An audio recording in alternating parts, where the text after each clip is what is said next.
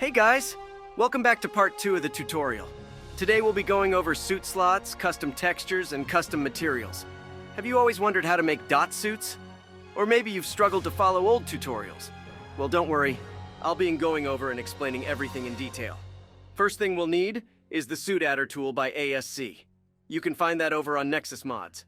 Please note that you will need these requirements to actually run the tool. So if you haven't already, go download them and come back. You're back? Okay, good. 1, we have the tools EXE. I highly suggest making a dedicated folder to put it in. Once we have the EXE in our folder, we're going to head over to our SMPC tools file location. Since, for example, I have the tool on my taskbar, I'm going to right-click it, right-click again, and hit Properties. Then open File Location. Now copy the Asset Archive DIR text and paste it in your folder with the Suit Adder tool. Now download any mod of your choice with a dot suit. Put it into your folder. Then just drag the dot suit over the EXE. If this is your first time using the tool, it'll ask for what language you're using. Just type that in, and then these lines of text should start appearing, indicating that it worked. Also note that after you install mods with the SMPC tool, you will have to install your dot suits again. Now that we know how to add other people's dot suits to the game, it's time to finally go over how to make our own. First, I'm going to cover how to make a dot suit with in-game assets, textures, and materials. Then later, I will use my own mod as an example of how to use custom assets. Now this is really up to you, so just follow along with the suit of your choosing. I'm going to use the MCU makeshift suit and make it a dot suit file. Whether or not you alter or change your model in Blender is up to you. As long as it's the in-game model in Armature, it will work. For sake of time, I won't change the makeshift suit. I'm going to head over to my Suit Adder folder. I'm going to make a new folder and name it whatever your suit is. Now open the folder. First, make a dot text file and name it ID. Open that text file and type the name of your suit. Save and close that dot text file.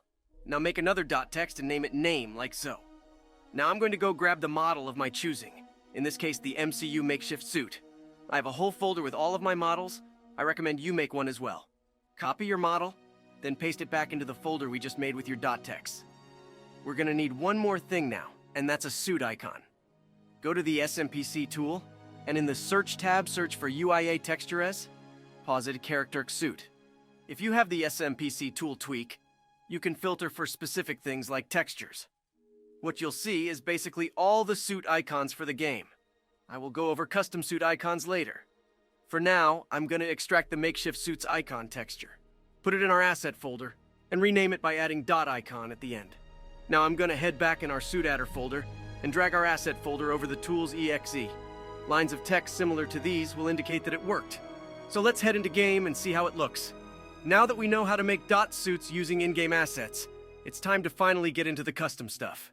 Before we begin, I highly recommend downloading Rain's template folder on Nexus Mods. We will using that as reference today.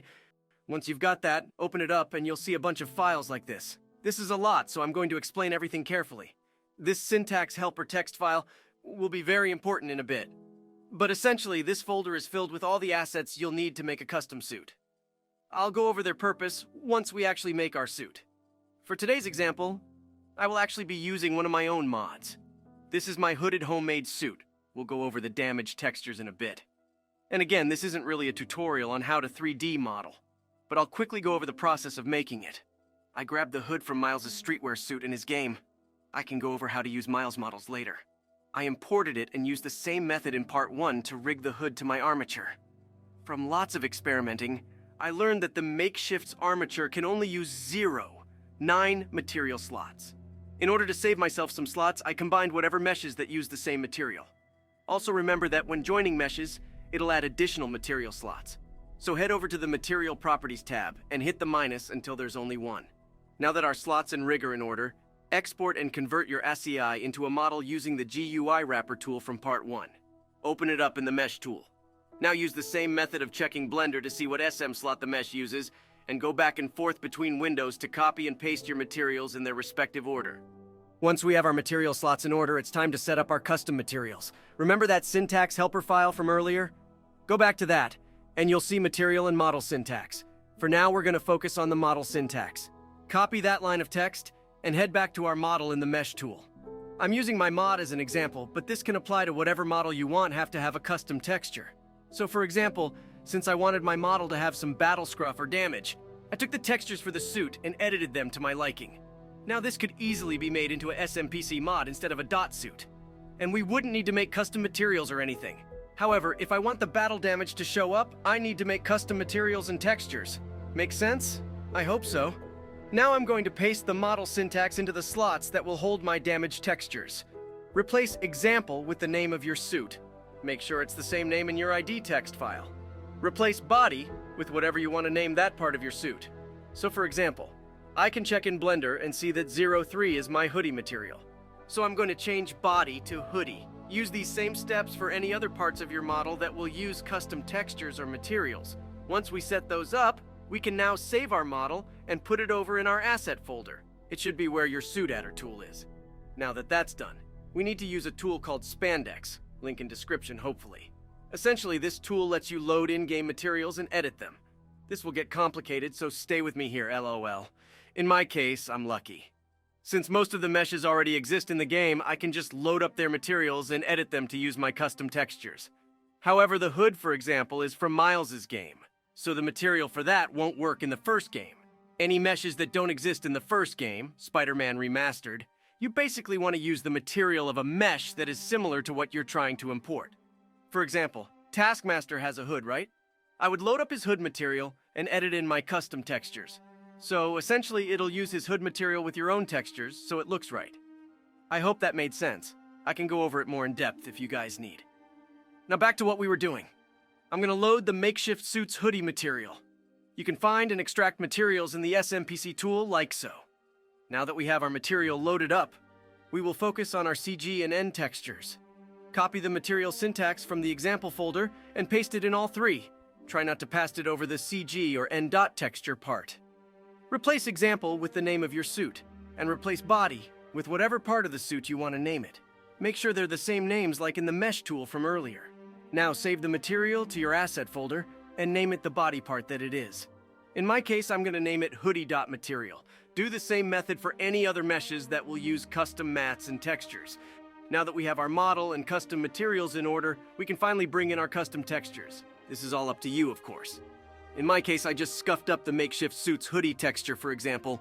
Use the same method from part 1, and use the Spidey texture scaler to make a base and HD texture. If, however, you're using a completely custom texture that didn't already exist. You'll find base, CG, and N files on my Google Drive, link in description. Download all three and paste them over into your asset folder. I suggest copy and pasting them over and over again so you have enough for however custom textures you'll have. Rename them to whatever body part it is so it looks like this. Hoodie, or whatever part it is for you, _CG and N dot texture. Once you've done that for each of your custom meshes, open up Spider Texture Scaler, choose your custom textures CG or NDDs if you've already made them. I like to do my Cs first, then Gs and Ns. Import the base texture you were just naming in your asset folder. Hit choose output file name and click on the texture name in your asset folder. It'll ask if you want to replace it, hit yes. Max out the ticker as usual, and hit generate.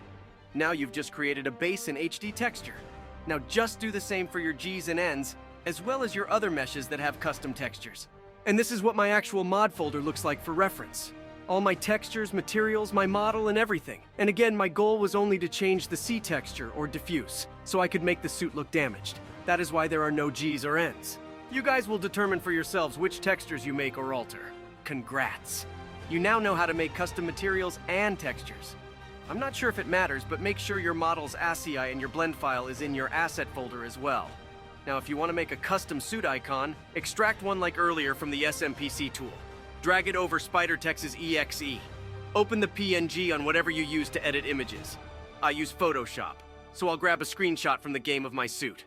Position it over the image. Save and replace the original PNG. Don't rename it or anything just yet.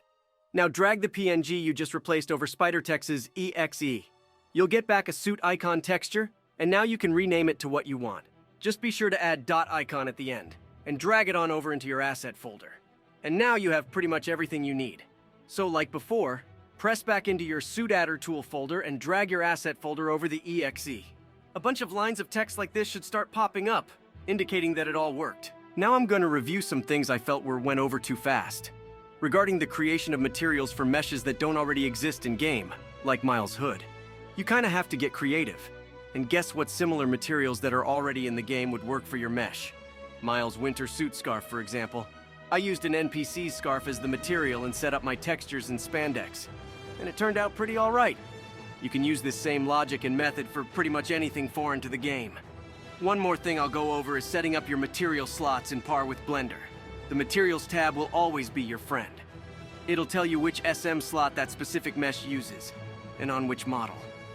That's why you don't really have to worry when you're renaming your slots in order, because the Materials tab will be there to tell you what's what.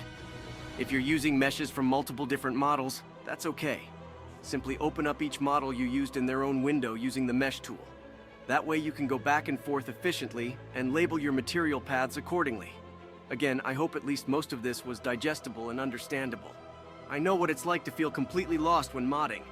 It took me months of winging it and asking prying questions over and over again until I got a helpful answer.